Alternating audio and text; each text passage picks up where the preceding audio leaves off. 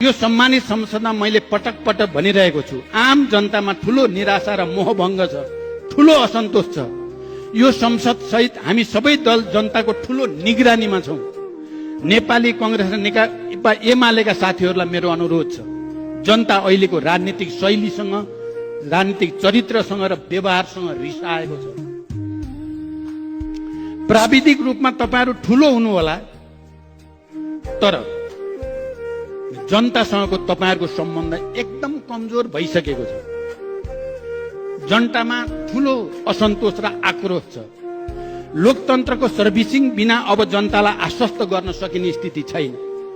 यही भएर हामीले सुशासनको एउटा अभियान सुरु गरेका थियौं, त्यसलाई तपाईहरुले भत्काइरहनु भएको छ।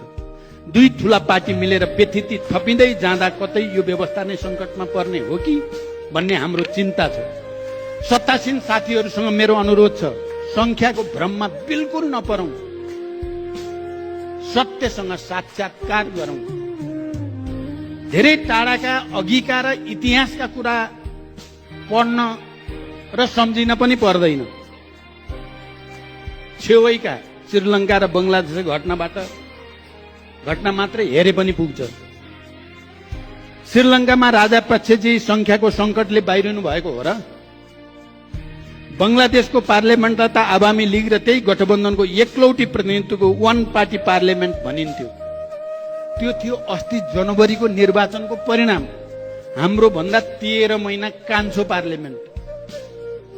तपाईहरु जोडतोडको 2/3 घमण्डमा हुनुहुन्छ भने यो घमण्डबाट बिउजिनुहोस्।